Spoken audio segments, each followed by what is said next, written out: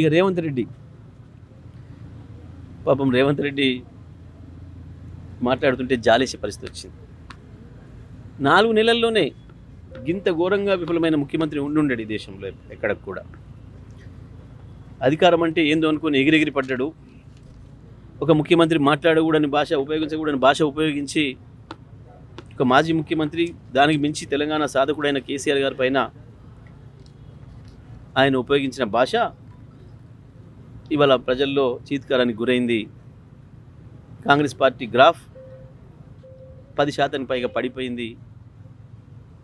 శాసనసభ ఎన్నికలకి ఇప్పటికీ ఇంకా రోజుకు 1% పడిపోతుంది. పైనుంచి మందలింపులు వచ్చినాయన్న దాంతోనో, ప్రజల నుంచి ఈసడింపులు వస్తున్నాయన్న భయంతోనో నిర్ణయాలు మార్చుకున్నట్టు కనపడ్డా, మళ్ళీ ఇవాళ ఒక అబద్ధాన్ని స్పష్టంగా ప్రజలకు అర్థమయ్యే పద్ధతిలో చెప్పాడు. రేవంత్ రెడ్డి, నువ్వు 65 లక్షల మందికి రైతు భరోసా ఇచ్చినా అని చెప్పినావు. ఒక్కరికి నువ్వు రైతు భరోసా ఇచ్చినా నేను ముక్కునేలకు రాస్తా, నేను ఎమ్మెల్యే పదవికి రాజీనామా చేస్తా. నువ్వు ఒక్కరికి ఇచ్చిన రైతు భరోసా ఇప్పటివరకు నువ్వు కొనసాగించింది రైతు బంధు మాత్రమే. కేసీఆర్ గారు పెట్టిన రైతు బంధు మాత్రమే నువ్వు కొనసాగించినావు. అది కూడా కేసీఆర్ గారు ఆనాడే 7,500 కోట్లు సిద్ధం చేస్తే రైతాంగానికి ఇవ్వకుండా అడ్డుపడి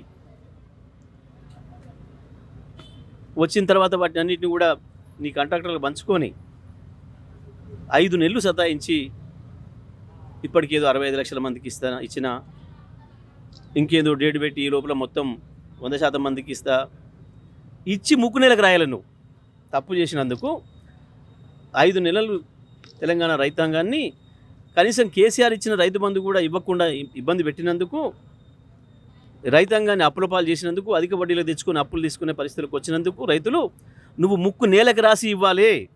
ఏదో గొప్పగా నేను ఇచ్చినా అని చెప్పేసి మాట్లాడుతున్నావు, పోజులు కొడుతున్నావు ఇస్తా అని చెప్పి. ఇవి ఇచ్చేదేంది? రైతుల హక్కు అది. నువ్వేదో పెద్ద దానం ఇచ్చినట్టు కేసీఆర్ని ఛాలెంజ్ చేస్తున్నావు. సిగ్గుండాలి కొంచెమన్నా మాట్లాడడానికి, అబద్ధానికి కూడా హద్దు ఉండాలి. రైతు భరోసా ప్రారంభించినవా నువ్వు? అనిపిస్తలేదా? సిగ్గులజ్జ అనిపిస్తలేదా ఏమన్నా? నువ్వు కొనసాగించింది రైతు బంధు, కేసీఆర్ ఇచ్చిన రైతు బంధు.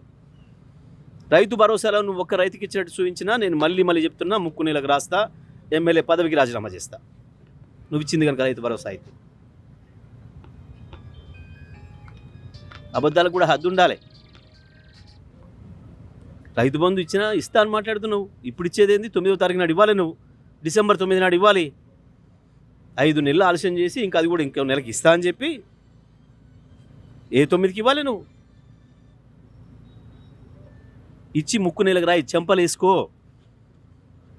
మోడీ రైతు చట్టాలు వెనక్కి తీసుకుని ఎట్లా చెంపలు వేసుకున్నాడో నువ్వు కూడా అందరు రైతులకు ఇచ్చి రైతు బంధును పూర్తి చేసి చెంపలు వేసుకో. అట్లయితేనే నీకు పాప పరిహారం అవుతుంది. ఇంకా సిగ్గు లేకుండా ఎందుకు కేసీఆర్ని ఛాలెంజ్ చేస్తా ఉన్నావు? నేను సిద్ధంగా ఉన్నా. నువ్వు భరోసా కనుక ఇచ్చి ఉంటే, ఒక్కరికి ఇచ్చినట్టు నిరూపించినా నేను ఎమ్మెల్యే పదవికి రాజీనామా సిద్ధంగా ఉన్నా.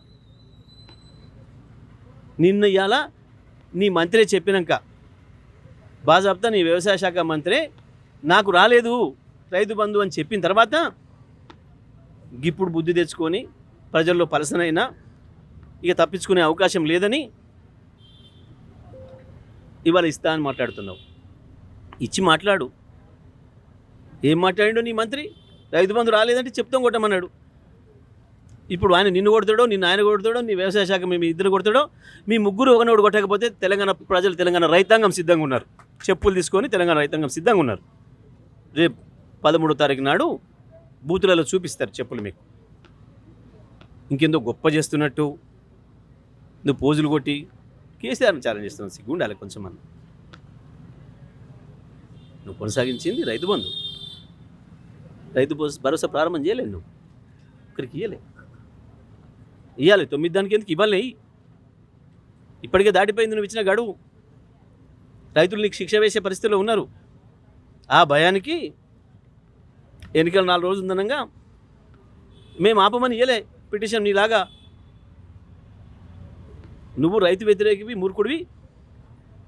కేసీఆర్ గారు ఇస్తానంటే 4-5 నెలల క్రితం ఇవ్వాల్సినవి ఎన్నికల కమిషన్ ఫిర్యాదు చేసి ఆపి డిసెంబర్ 9 నాడు ఇస్తానని చెప్పి మాట ఇచ్చి ప్రజలకు ముందర ప్రమాణం చేసి ఇవాళ ఇంకేందో మే 9కి ఇస్తానని చెప్పి దానికి చాలా గొప్ప పని చేసినట్టు ఊదరగొట్టుకొని ఇది మాట్లాడుతున్నావు. ఎక్కువ మాట్లాడడం బంద్ చేయి. ఇచ్చి చెంపలేసుకో. 9 నాడు సాయంత్రం వరకు అందరికి పూర్తి చేసి చెంపలేసుకోవాలి నువ్వు. నమస్తే అండి.